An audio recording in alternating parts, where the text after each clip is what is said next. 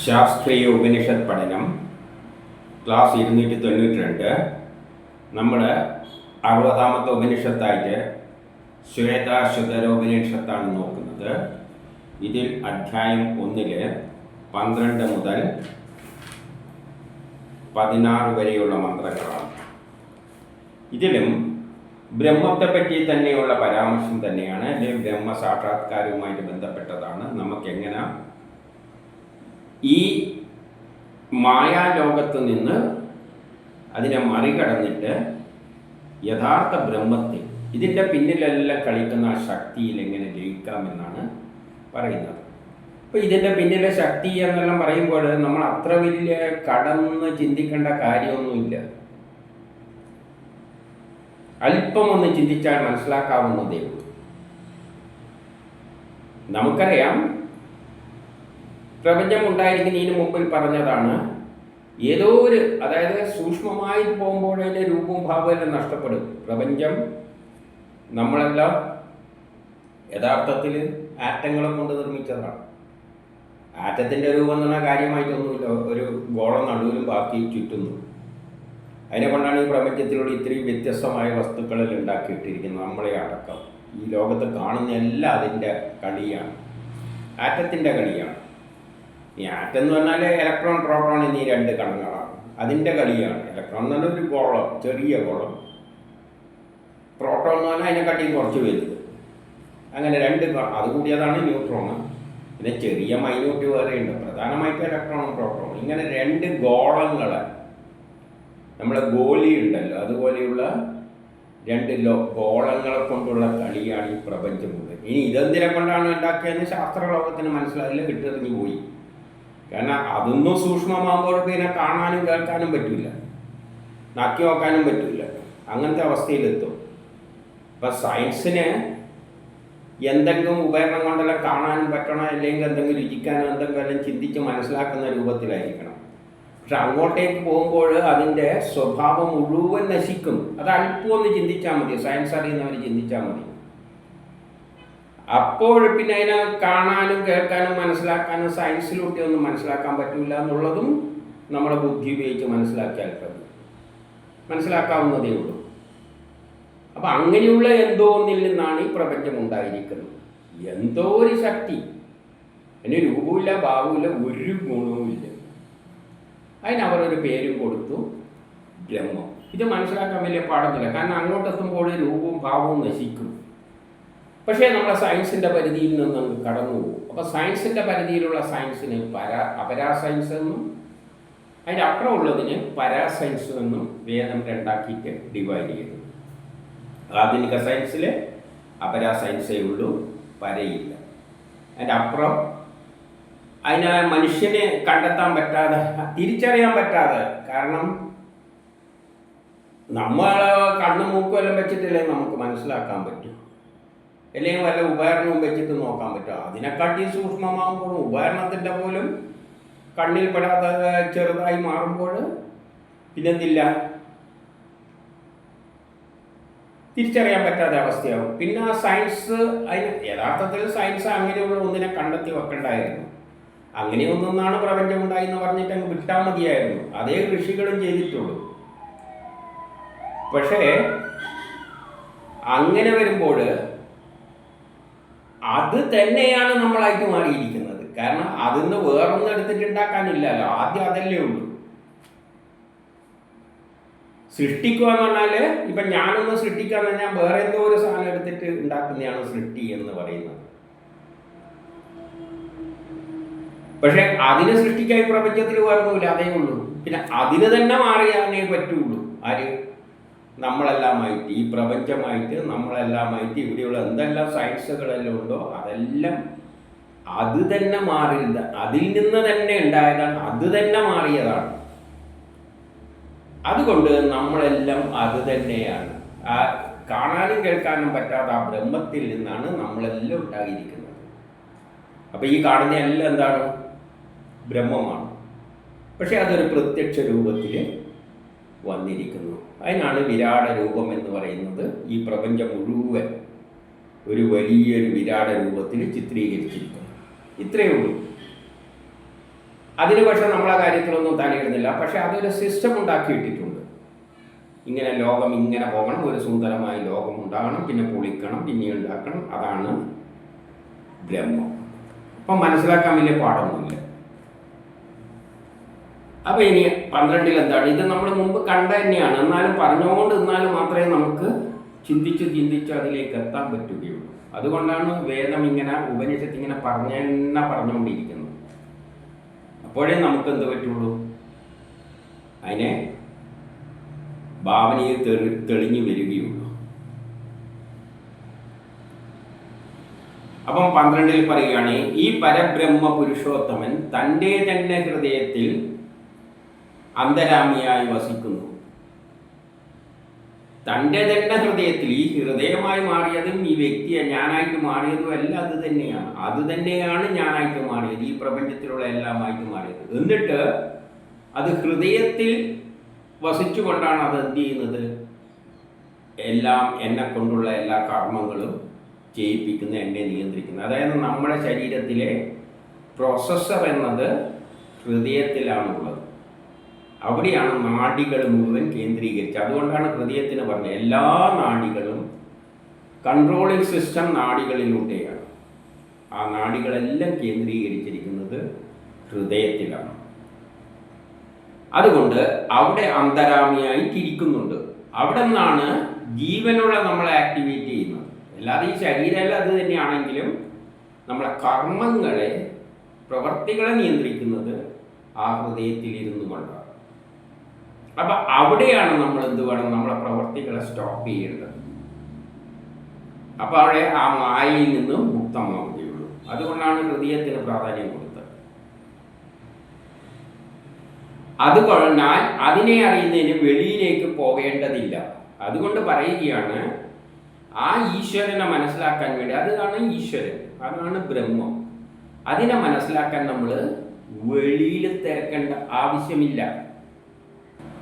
നമ്മൾ തന്നെ അതായിട്ടാണ് മാറിയിരിക്കുന്നെങ്കിൽ അതാണ് മാറിയിരിക്കുന്നത്. പിന്നെ നമ്മൾ വേറെ വെളിയിൽ പോയിട്ട് ബിംബത്തിലും മറ്റേയൊന്നും ആകാശത്ത് നോക്കിയിട്ട് നിലവിളിക്കേണ്ട കാര്യമൊന്നുമില്ല. ഇവിടുന്ന് വിളിച്ചു പോകും. ചിലവർ കേൾക്കാം, ഈശ്വരൻ പ്രത്യക്ഷമായിട്ട് വെച്ചലർന്ന കേൾക്കാം. എന്തിനാവശ്യം? അതെല്ലാം നമ്മളെ ഹൃദയത്തിൽ തന്നെയുണ്ട്. നമ്മളത് തന്നെയാണ്. അതിനെ തിരക്കിയിട്ട് വേറെ ഇടം പോകേണ്ട ആവശ്യമില്ല. അതിനെ അറിയുന്നതിന് വെളിയിലേക്കൊന്നും പോകേണ്ടതില്ല. അതിനെ അറിയുന്നതിന് എന്ത് വേണം? എപ്പോഴും പരിശ്രമിക്കണം. നമ്മൾ ഉള്ളിലേക്ക് തന്നെ നമ്മളെ മനസ്സിനെ കേന്ദ്രീകരിക്കുക എന്ന് പറഞ്ഞാൽ, നമ്മൾ നമ്മളെ ഇന്ദ്രിയങ്ങളെല്ലാം നമ്മളെ വെളിയിലെ വസ്തുക്കളിലേക്കാണ് കൊണ്ടുപോകുന്നത്. അപ്പോൾ ഈശ്വരനെ തിരഞ്ഞിട്ട് നമ്മൾ ബിംബത്തിലോ ആകാശത്തിലോ എല്ലാം തിരഞ്ഞ് നടക്കുകയാണ്. നമ്മുടെ ഉള്ളിൽ തന്നെ ആ ഹൃദയത്തിൽ നിന്നുകൊണ്ട് നമ്മളെ കൊണ്ട് ചെയ്യിപ്പിക്കുന്നത് അതാണ് എന്നുള്ള ആ ശക്തിയെ നമ്മൾ ഉള്ളിൽ നിന്ന് തന്നെ നമ്മൾ മനസ്സിലാക്കണം. നമ്മളെ വീട്ടിൻ്റെ അകത്ത് ഒരാൾ ഇരുന്നു കൊണ്ട് വീട്ടിൻ്റെ കാര്യങ്ങളെല്ലാം അയാൾ പറഞ്ഞ് ശരിയാക്കുകയാണെങ്കിൽ ആ ശക്തിയെ മനസ്സിലാക്കാൻ വീട്ടിൽ തന്നെയല്ലേ നോക്കണ്ട, അല്ലാതെ പുറത്ത് നോക്കുന്ന എന്തിനാണ്? നമ്മളെ വീട്ടിലെ കാര്യങ്ങളെല്ലാം കൺട്രോൾ ചെയ്യുന്നത് അച്ഛനാണെന്ന് വെച്ചു. അപ്പം ആരാണ് വീട് നിയന്ത്രിക്കുന്നതെന്ന് അറിയാൻ അച്ഛനെ നോക്കിയാൽ പോലെ, വീട്ടിൻ്റെ അകത്തുള്ള അച്ഛനെ നോക്കിയാൽ പോലെ, പുറത്തെന്തിനാ നോക്കുന്നത്? അതുവരെ നമ്മളെ മുഴുവൻ കൺട്രോൾ ചെയ്യുന്ന ശക്തി വിശേഷം തന്നെയാണ് ഈശ്വരനെങ്കിൽ അതിൻ്റെ ഹൃദയത്തിൽ നോക്കിയാൽ മതി. അതിന് വെളിയിൽ അന്വേഷിക്കേണ്ട ഒരു കാര്യമില്ല.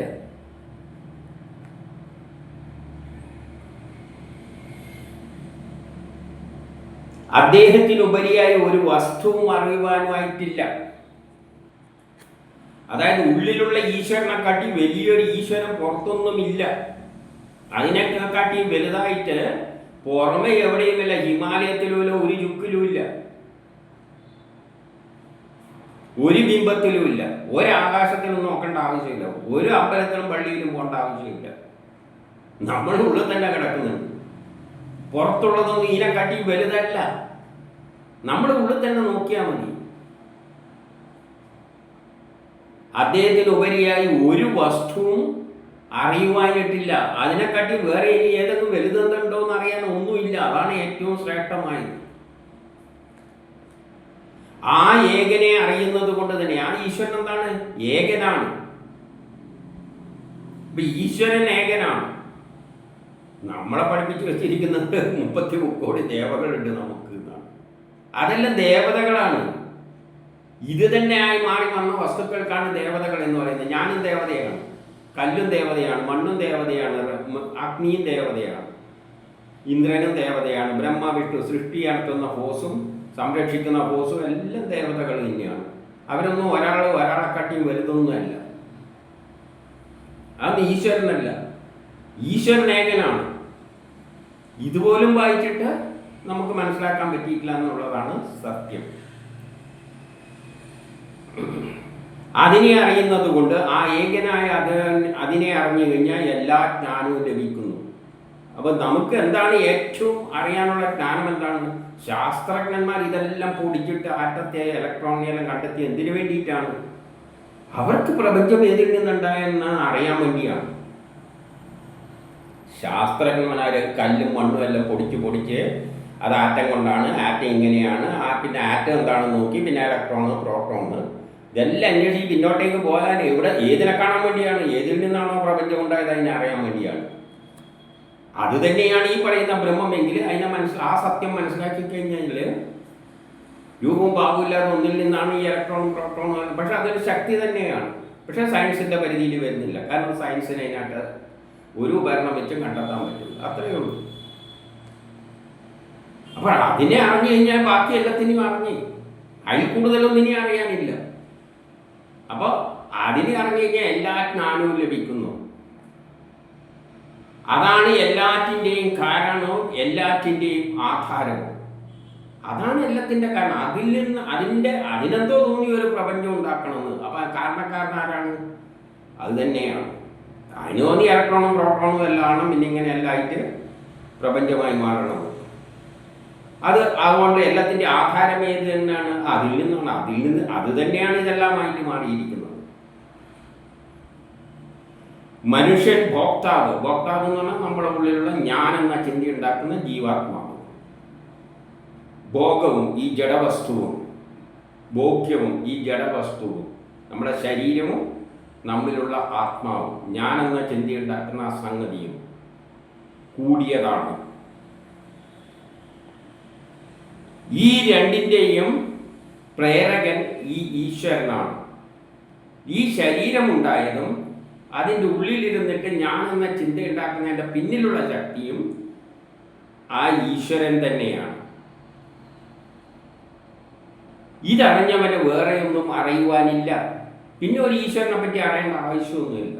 ഈ ശരീരമായത് എന്താണോ അതിൻ്റെ അകത്തിരുന്നു കൊണ്ട് ഹൃദയത്തിൽ നിന്ന് നാഡികളിലൂടെ നമ്മളെ കൺട്രോൾ ചെയ്യുന്ന ആ ശക്തിവിശേഷം ഏതാണോ അത് ആ ബ്രഹ്മമാണ്. അത് മനസ്സിലാക്കി കഴിഞ്ഞാൽ അവന് പിന്നെ വേറെയൊന്നും അറിയേണ്ട ആവശ്യമില്ല. അത് ബ്രഹ്മമാണ്. ആ പ്രപഞ്ചം ഏതിൽ നിന്നുണ്ടായോ അതിനും ഒരിക്കൽ ഒരു പ്രപഞ്ചം ഉണ്ടാക്കണമെന്ന് തോന്നി. അതൊരു പ്ലാനും ഒരു സയൻസ് എല്ലാം ഉണ്ടാക്കിയിട്ട് അതിലൂടെ പ്രപഞ്ചം ഉണ്ടാക്കി. അത് തന്നെയാണ് ഞാനായി മാറിയത്, എൻ്റെ ശരീരമായി മാറിയത്. അത് തന്നെയാണ് എൻ്റെ ഉള്ളിലിരുന്നുകൊണ്ട് ഞാൻ എന്ന ചിന്ത ഉണ്ടാക്കുന്നത്, എന്നെ കൊണ്ട് ചെയ്യിപ്പിക്കുന്നത്. അതിനാണ് ജീവാത്മാവ് എന്ന് പറയുന്നത്. അതാണ് ബ്രഹ്മം. അതായത് ജഡപ്രകൃതിയും ചേതനാത്മാവും ഇവ രണ്ടിൻ്റെയും ആധാരവും അതിൻ്റെ നിയമജ്ഞനായ പരമാത്മാവും ഈ മൂന്നും ബ്രഹ്മം തന്നെ. അപ്പം ഈ ജഡശരീരവും അതിലുള്ള ചേതനയാകുന്ന ആ ആത്മാവും പിന്നെ ഇതിൻ്റെ എല്ലാം പിന്നിലുള്ള ആ പരമാത്മാവും ഇതിനെല്ലാം നിയന്ത്രിക്കുന്ന ആ ശക്തി വിശേഷം, അതിനാണ് പരമാത്മാവ് എന്ന് പറയുന്നത്. വലിയ പ്ലാൻ, പ്രപഞ്ചത്തിൻ്റെ പ്ലാൻ, ആ പ്ലാനിനെ നിയന്ത്രിക്കുന്ന ശക്തി വിശേഷം, അതിനെ പരമാത്മാവ് എന്ന് പറയും. ഇത് മൂന്നും എന്ത് തന്നെയാണ്? ബ്രഹ്മം തന്നെ. ഇത്രയേ മനസ്സിലാക്കാനുള്ളൂ. നമുക്ക് ഈശ്വരൻ്റെ പൂർണ്ണ ജ്ഞാനം ലഭിച്ചു കഴിഞ്ഞു.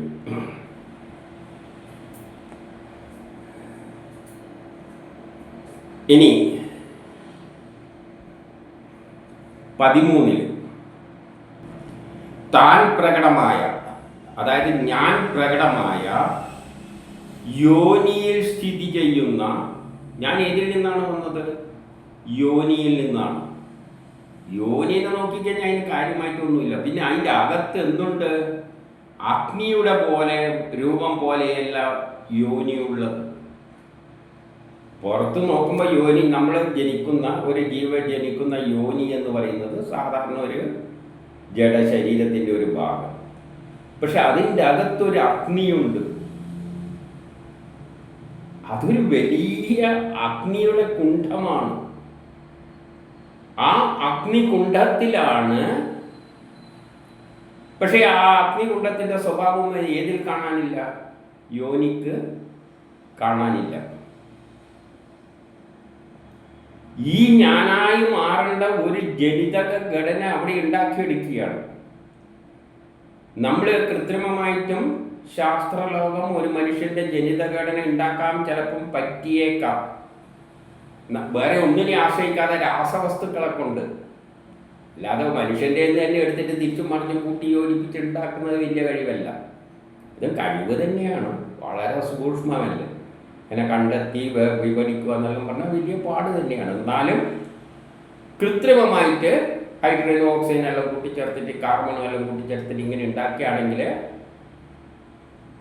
അതിന് എത്രമാത്രം ലാബോറട്ടറി വേണം, എത്രമാത്രം ഊർജം വേണം, എന്തെല്ലാം രാസവസ്തുക്കൾ വേണം.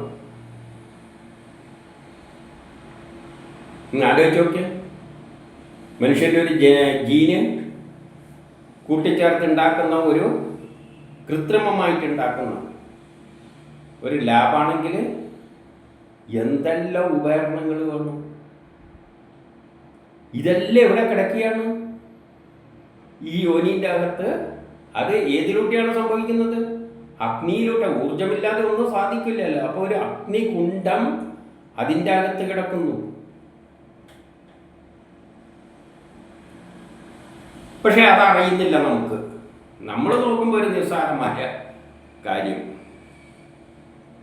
ഏതുപോലെ അരണിയിലെ അഗ്നിയെ ഉരച്ച് പ്രത്യക്ഷമാക്കുന്നത് പോലെ അവിടെ അരണിയിലെ അഗ്നിയെ ഉരച്ചിട്ടാണ് പ്രത്യക്ഷമാക്കുക. അപ്പം തടിക്കഷ്ണത്തിൽ അഗ്നിയുണ്ട്.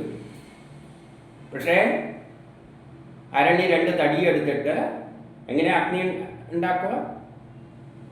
അതിനെ ഒന്ന് തറയിൽ വെക്കും, അതിൻ്റെ മുകളിലൊക്കെ മറ്റേനെ കൊണ്ട് അതിൻ്റെ മേലെ ഇങ്ങനെ ശക്തിയിൽ ഉരസിക്കൊണ്ടിരിക്കുമ്പോഴാണ് അഗ്നി പ്രത്യക്ഷമാകുന്നത്. അതുപോലെ മഥനം ചെയ്യുമ്പോൾ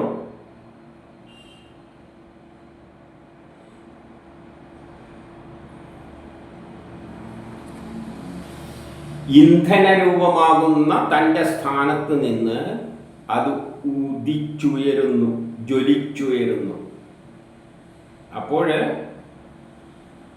ഈ മഥനം ചെയ്യുമ്പോൾ അതിൽ നിന്നുള്ള ബീജവും അണ്ഡവും അഗ്നിരൂപത്തിൽ അതിൽ നിന്നും ജ്വലിച്ചിരുന്നു. അത് കാണണമെങ്കിൽ ആധുനിക കമ്പ്യൂട്ടറിൽ നോക്കിയാൽ മതി. എങ്ങനെയാണ് കൊച്ചുണ്ടാകുന്നത് എന്ന് നോക്കുമ്പോൾ അവിടെയുള്ള പ്രവർത്തനങ്ങളെ നോക്കിയാൽ നമ്മൾ അന്തം വിട്ടു എന്തെല്ലാം അവിടെ സംഭവിക്കുന്നത്. അതെല്ലാം അഗ്നി ഊർജമാണ് എന്ത് ചെയ്യുന്നത്. അതിനെല്ലാം പ്രത്യേക ഊർജ ആവശ്യമുണ്ട്. ഊർജമില്ലാതെ ഒരു പ്രവൃത്തി നടക്കില്ല. അതെല്ലാം അതിൽ നിന്ന് ഉദിച്ചുയർന്നിട്ടാണ് അതൊരു കുഞ്ഞിൻ്റെ രൂപത്തിലേക്ക് പ്രത്യക്ഷപ്പെടുന്നത്. നമുക്ക് കൃത്രിമമായിട്ട് ലാബ് ചെയ്യേണ്ടിക്ക് എന്തെല്ലാം ചെയ്യണം? നമ്മളിപ്പോൾ ഒരു അരി ദഹിക്കണ്ടിക്കിൽ ചവച്ച് നിന്ന് കഴിഞ്ഞാൽ വയറ്റിലൊക്കെ ദഹിച്ചോളും, പിന്നെ ടേസ്റ്റ് ഉണ്ടാവില്ല എന്നേ ഉള്ളൂ. എന്നാൽ അടുപ്പത്തിലോട്ട് വേവിച്ചെടുക്കണ്ടെങ്കിൽ എത്ര അഗ്നി എടുത്ത് കത്തിക്കണം എന്ന് ആലോചിച്ച് നോക്കി. അപ്പം അതിന് ഇക്വലൻ്റായ ഒരു അഗ്നി ഉള്ളിൽ ആക്ട് ചെയ്യുന്നുണ്ട് ശരീരത്തിൽ. അതേപോലെ ജീവാത്മാവും പരമാത്മാവും ഹൃദയത്തിലുണ്ട്. ഇതേപോലെ ജീവാത്മാവെന്നൊരു പ്ലാനും പരമാത്മാവെന്നൊരു പ്ലാനും ഹൃദയത്തിലുണ്ട്. അതിനെ തിരിച്ചറിയാൻ പറ്റുന്നില്ല.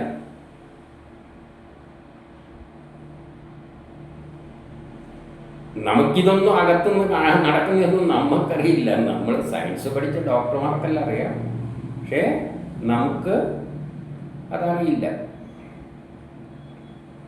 അതുപോലെ നമ്മുടെ ഉള്ളിൽ ഹൃദയത്തിൽ ഇതേപോലെ പ്ലാനിങ് 2 പ്ലാനുണ്ട്.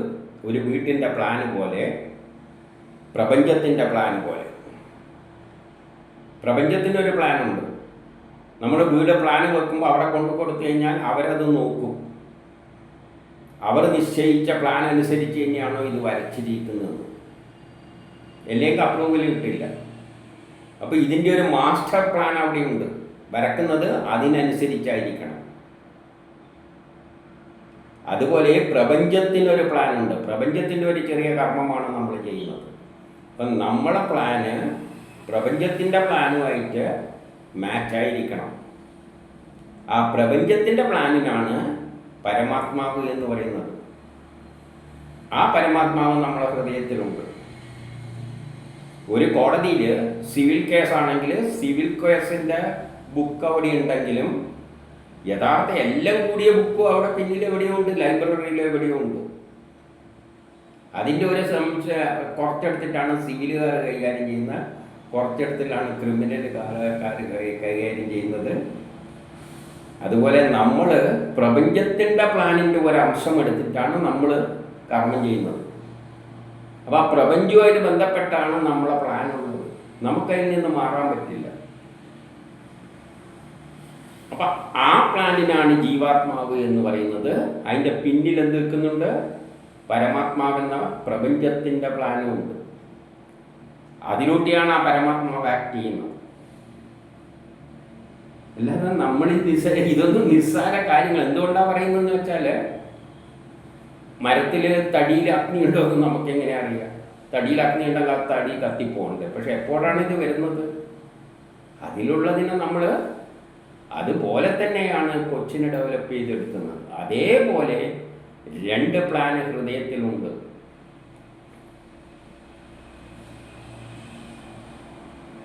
അത് ഒളിച്ച് പ്രത്യക്ഷപ്പെടാതെ ഇരിക്കുകയാണ്. അത് വെളിയിൽ കാണാതെ ഇരിക്കുന്നുണ്ട് 2 പ്ലാന്. ആ പ്ലാൻ അനുസരിച്ചാണ് നമ്മളെ കർമ്മങ്ങളെല്ലാം നടക്കുന്നത്. അപ്പം നമ്മൾ വളരുന്നത് തന്നെ നമ്മളൊരു ജനിതക ഘടന എന്നൊരു പ്ലാനുണ്ട്. ആ പ്ലാനിൻ്റെ അനുസരിച്ചാണ് നമ്മളെ വളർച്ച നടക്കുന്നത്. അല്ലാതെ നമ്മൾ തിന്നുന്ന മാതിരിയല്ല. എങ്ങനെ വളരണം, ഇവൻ എത്ര മുടി വേണം, ഇവൻ്റെ കണ്ണെങ്ങനെ ഇരിക്കണം എന്നെല്ലാം തീരുമാനിക്കാനുള്ളൊരു പ്ലാന് നമ്മൾ ജനിതക ഘടനയിൽ ആ ബീജവും അണ്ടവും കൂടി ചേരുമ്പോൾ അതിൻ്റെ അകത്ത് ഒരു പ്ലാൻ ഉണ്ടാക്കി വെച്ചിട്ടുണ്ട്. ആ പ്ലാൻ അനുസരിച്ചാണ് ഇത് ഡെവലപ്പ് ചെയ്യുന്നത്. അതിന് നമുക്കൊന്നും ചെയ്യാൻ പറ്റില്ല. അപ്പം നമ്മളൊന്നും ഇതിലൊന്നുമല്ല. അതെല്ലാം അവിടെ തീരുമാനിച്ച് വെച്ചിട്ടുണ്ട്.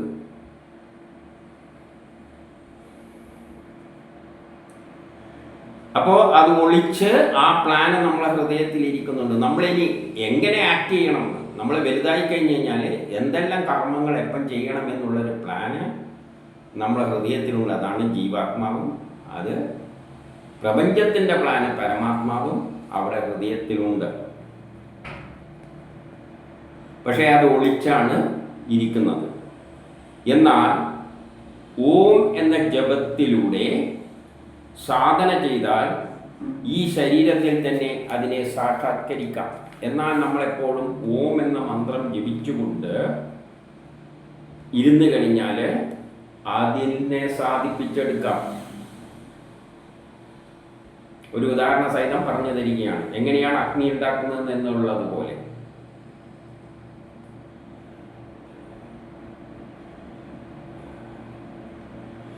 പതിനാലിലാണ് ഇനി പറയുന്നത്.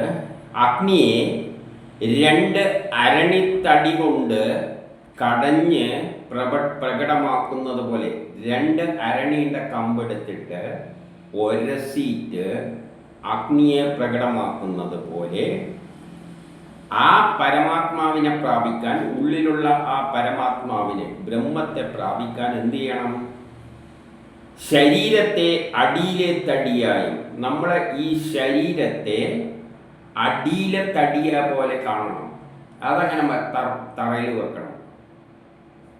എന്നിട്ട് ഓംകാരത്തെ മുകളിലെ തടിയായിട്ടെടുത്ത് ഓം എന്ന് പറയുമ്പോഴുള്ള ശ്വാസം ഓം എന്ന് പറഞ്ഞ് വിളിച്ചും ചെയ്യുമ്പോഴുള്ള ശ്വാസം കൊണ്ട് ഈ ശരീരത്തെ അടിയിലുള്ള അത് ശ്വാസം വലിക്കുന്ന ആ ഓമാണ് മുകളിലത്തെ തടി, ശരീരം അടിയിലത്തെ തടി. ഓംകാരത്തെ മുകളിലെ തടിയായും മാറ്റണം. അതായത് ശരീരം തന്നെ അടിയിലെ തടി അത് നിശ്ചലമാക്കി വെച്ചിരിക്കുകയാണ്. നമ്മൾ തടിയെടുത്ത് ഉരസുമ്പോൾ ഒരു തടി വെറുതെ വെക്കും, ഇത് മറ്റേനെയാണ് ഉരസുന്നത്. അതുപോലെ ഈ ശരീരത്തെ എന്ത് വേണം? നിശ്ചലമാക്കണം. ഉദാഹരണ സമേതം പറഞ്ഞു തരികയാണ്, നിങ്ങൾക്ക് മനസ്സിലാവുന്നുണ്ടെങ്കിൽ എങ്ങനെയൊക്കെ ഒന്ന് തലയിൽ കേട്ട് എന്ന് പറയാം. ബ്രഹ്മസാക്ഷാത്കാരത്തിന് സത്സംഗമൊന്നും കൂടിയിട്ടൊന്നും ഒരു കാര്യമില്ല. അവനവൻ തന്നെ ശ്രമിക്കണം. എന്ത് വേണം? ശരീരത്തെ നിശ്ചലമാക്കണം. ശരീരത്തെ നിശ്ചലമാക്കാന്ന് പറഞ്ഞാൽ നമ്മളെ കാണുകയില്ല, കേൾക്കുകയില്ല, രുചിക്കുകയില്ല, മണക്കുകയില്ല, ഒരു താല്പര്യവും നമ്മളെ ശരീരത്തിനെ പറ്റി നിശ്ചലമാക്കുക. ശരീരം നിശ്ചലമാക്കി ശ്വാസത്തിലൂടെ ഓം എന്ന് വലിച്ചു വിടുമ്പോൾ അതിനെ ഉരസും ഈ ശരീരത്തെ. മുകളിലത്തെ തലയായി ഓംകാരത്തെ ശബ്ദം വഴി ജപിക്കുക. എപ്പോഴും ശരീരത്തെ ഏതെങ്കിലും ആസനത്തിൽ ഏതെങ്കിലും ഗുഹയെ പോയിട്ട് എല്ലാ കുടുംബത്തെയെല്ലാം ഉപേക്ഷിച്ച് കണ്ണും മൂക്കെല്ലാം നിശ്ചലമാക്കുമെന്നാണ് ഈ ശരീരം കൊണ്ട് ഇനി ആവശ്യമില്ല. എല്ലാം ഉപേക്ഷിച്ച് ഏതെങ്കിലും ഒരു ഗുഹയിൽ പോയി ഏതെങ്കിലും ഒരു ആസനത്തിലിരുന്ന് ഇങ്ങനെ ഓം എന്ന് ജപിച്ചുകൊണ്ട് ശബ്ദം വഴി ജപിക്കുകയും അതേപോലെ മനസ്സിനെ ആ പരമാത്മാവിനെ പറ്റിയുള്ള ചിന്തയിലും ലയിപ്പിക്കണം. ശ്വാസം വലിക്കുമ്പോൾ ഉള്ളിലുള്ള പരമാത്മാവിനെ ശ്രദ്ധിച്ചുകൊണ്ട് ജപിച്ചുകൊണ്ട് അങ്ങനെ ഏതോ ഗുഹയെ പോയി ഇരുന്ന് കൊള്ളുക. ബ്രഹ്മസാക്ഷാത്കാരത്തിനുള്ള വഴിയാണ്. അല്ലാതെ കണ്ട അമ്പലത്തിൽ പോകുന്ന ഇനൊന്നും അല്ലല്ലോ. അമ്പലത്തിൽ പോകുന്ന എന്തിനാണ്? എൻ്റെ ശത്രുവിനെ വെട്ടിക്കൊല്ലാൻ വേണ്ടിയിട്ട് ഭദ്രകാളിയാടി ഇരിക്കുകയാണ്. എന്തെങ്കിലും കൊടുത്തു കഴിഞ്ഞാൽ കൊടുവാളുമായിട്ട് ഭദ്രകാളിയാടുന്നു. എന്തിന്? ശത്രുവിനെ വെട്ടിക്കൊല്ല. എന്തെല്ലാം ചിന്താഗതികൾ കൊണ്ടാണ് നടക്കുന്നത്. മനസ്സിൽ ആ പരമാത്മാവിനെ പറ്റി ചിന്തയുണ്ടാക്കുക, എന്നിട്ട് ഓം എന്ന് വലിച്ചുകൊണ്ടിരിക്കുക. അതേപോലെ ഈ ശരീരത്തിൽ എന്ത് വേണം? ഏതെങ്കിലും ഒരു ആസനത്തിൽ സ്റ്റഡിയായിട്ട് കണ്ണും ഇങ്ങനെ ഒരു ദൃഷ്ടിയിൽ പതിപ്പിച്ചുകൊണ്ട് ഇരുന്നു കൊണ്ട് ഓംകാരം ജപിച്ചുകൊണ്ട് ബ്രഹ്മത്തിൽ മാത്രം മനസ്സർപ്പിച്ചുകൊണ്ട് ബ്രഹ്മസാക്ഷാത്കാരം വരെ അങ്ങിരുന്നോളുക. വളരെയധികം വിശക്കുന്നുണ്ടെങ്കിൽ പുറത്തു പോയി ആരെങ്കിലും കൈ നീട്ടി കഴിഞ്ഞാൽ തരും, അത് അങ്ങ് നിന്നാൽ മതി.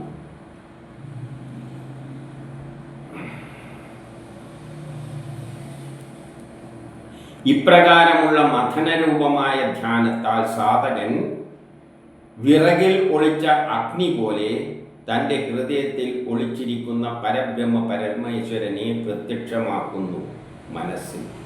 അപ്പോൾ ഉള്ളിൽ ആ രൂപം തെളിഞ്ഞു വരും. മനസ്സത ശരീരമെല്ലാം നിശ്ചലമായി. ശരീരം നിശ്ചലമാകുമ്പോൾ ഒരാനന്ദമയമായ ഒരു ബ്രഹ്മസ്വരൂപമായി മാറും. ബ്രഹ്മത്തിനെന്തില്ല? രൂപവും ഭാവവും ഇല്ല, ഒരു വികാരവും ഇല്ല. ബ്രഹ്മം പോത്തുപോലെ എന്ന് പറയും. മഴ കൊണ്ടാലുള്ള പോത്തിനെ കണ്ടിട്ടില്ല, അതുപോലെ പരബ്രഹ്മം പോത്തുപോലെ എന്നാണ് പറയുക. ഒരു ഗുണമില്ലാത്തവനാണ്. കാരണം ശരീരമെല്ലാം കളഞ്ഞു, കുടുംബങ്ങളെയും ജോലിയും എല്ലാം കളഞ്ഞിട്ടാണ് ഗുഹയിൽ പോയിട്ട് ഇങ്ങനെ ഇരിക്കുന്നത്. അവനാണ് സന്യാസി. ആ സന്യാസി എന്നെല്ലാം പറയുമ്പോൾ നമുക്ക് വേറെ തരത്തിൽ കുറേ ധാരണകളെല്ലാം വെച്ചു പോയിട്ടുണ്ട്. ഇതല്ലേ ഇവിടെ നിന്ന് വന്നതെന്ന് ഒരു പിടിയില്ല. അത് സ്മൃതികളിൽ നിന്ന് വന്നത്.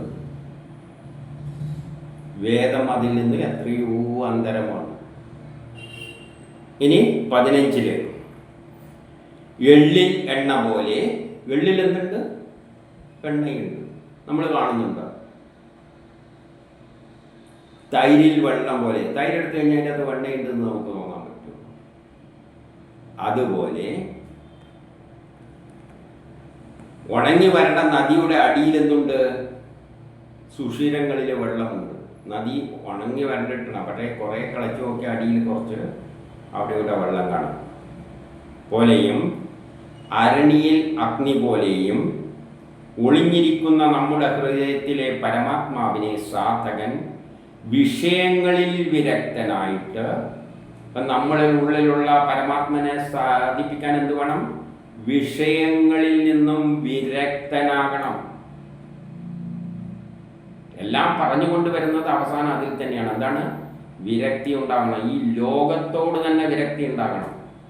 എല്ലാം ഉപേക്ഷിച്ചിട്ട് കളഞ്ഞു പോകണം.